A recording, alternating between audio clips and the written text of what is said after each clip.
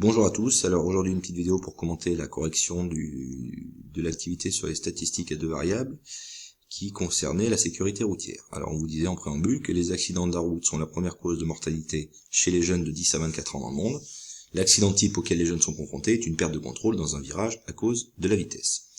On vous donnait un tableau donc qui fournissait la vitesse moyenne en km/h des véhicules et le nombre de morts sur les routes françaises, cette fois-ci plus précisément de 1998 à 2009.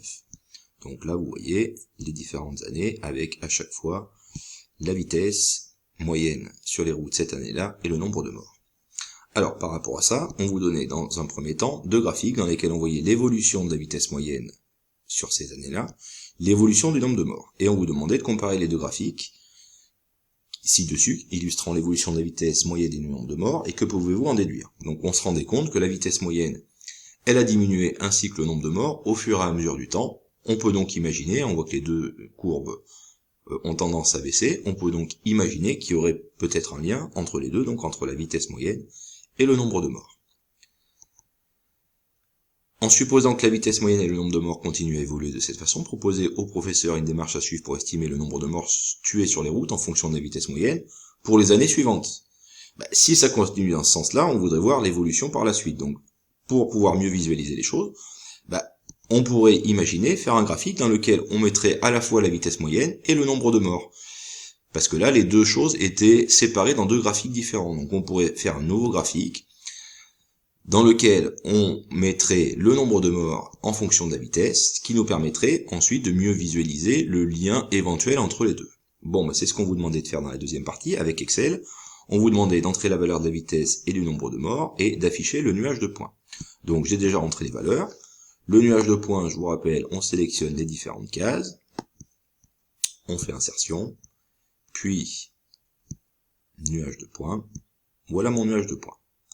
Ce nuage de points, il me met un titre qui est un peu léger, donc c'est le nombre de morts en fonction de la vitesse,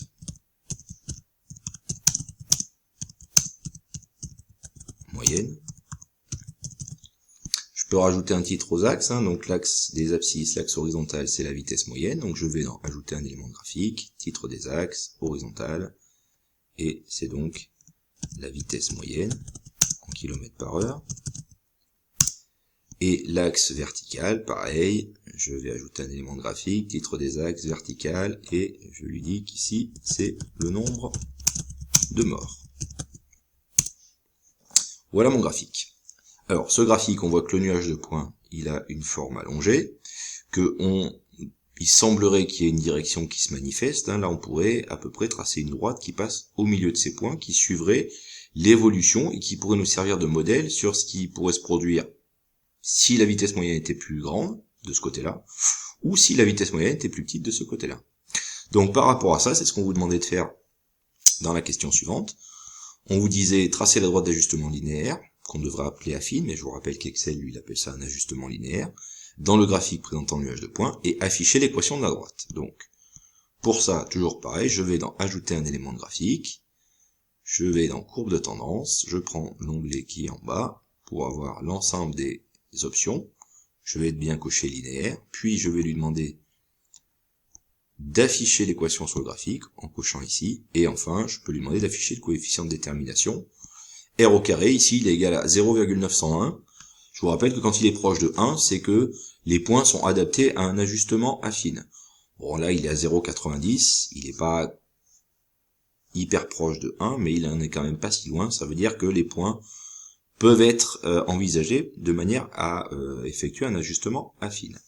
De même, il a affiché l'équation sur le graphique, qui est là. Cette équation, on me dit ici que le lien entre y, c'est-à-dire le nombre de morts, et x, la vitesse moyenne, est y égale 393,86x moins 27 497. Alors, je reviens à mon énoncé. Une fois qu'on a affiché la droite, donc, j'ai mis l'équation ici, donc, que je viens de vous donner. On vous dit ensuite, soit m le point de la droite d'abscisse x égale 80. Que vaut son ordonnée? Ça veut dire que là, on vous donne l'information que on va se placer à x égale 80, donc on pourrait se mettre sur le graphique et puis regarder, du coup, ici, à 80, ce que ça donne. Il faudrait prolonger la droite, mais bon, du coup, une détermination graphique est parfois un peu moins précises que par le calcul. Et on peut aussi donc utiliser l'équation qui est là, en se disant que du coup on vient de me dire qu'on va se placer à x égale 80, donc je vais remplacer dans l'équation x par 80, et je vais calculer y. C'est ce que j'ai fait dans la question du dessous.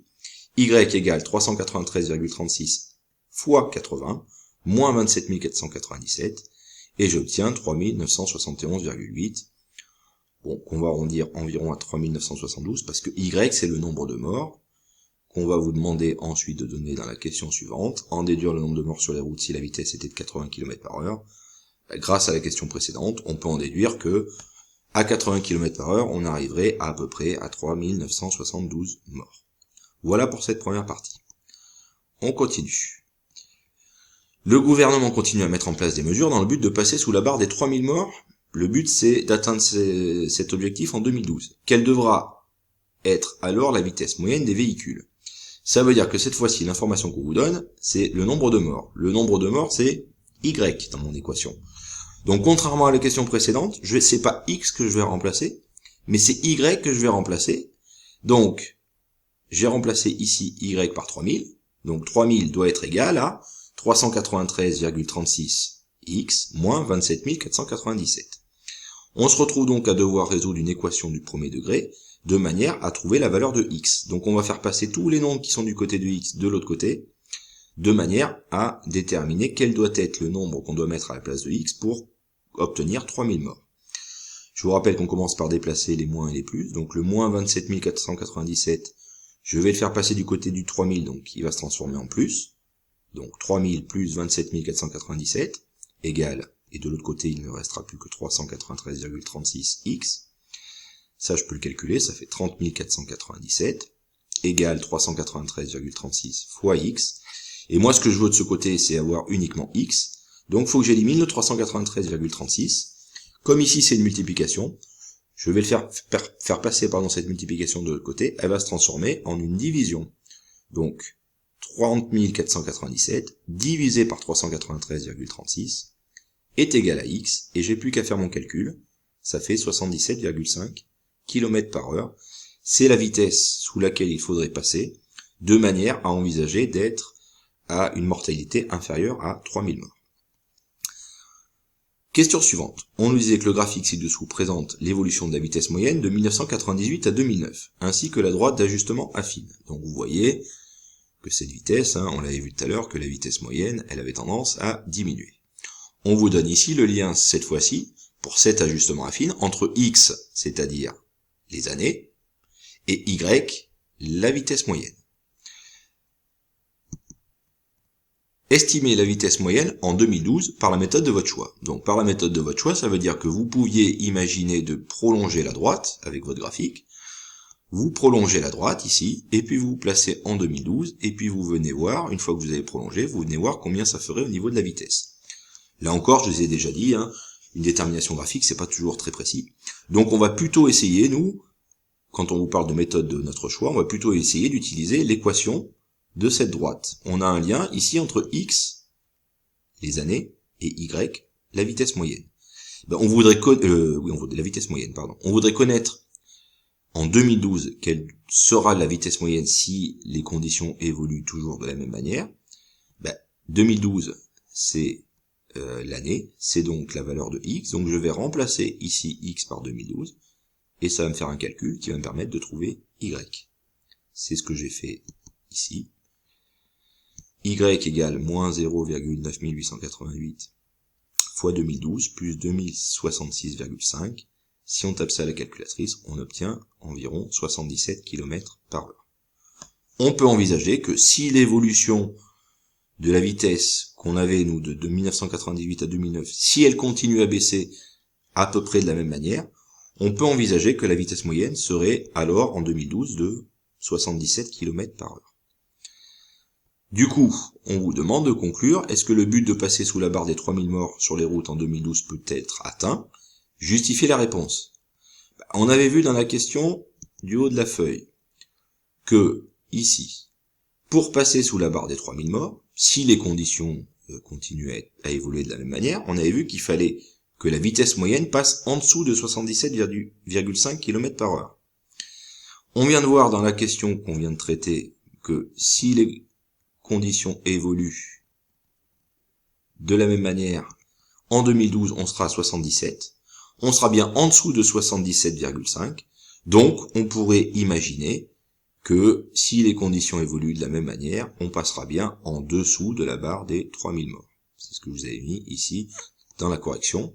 En 2012, la vitesse moyenne estimée est de 77 km/h, donc on sera passé sous les 77,5 km/h et on peut imaginer être en conséquence passé sous les 3000 morts. Voilà pour la correction, j'espère que ça vous aura été utile, et puis à bientôt pour une prochaine vidéo.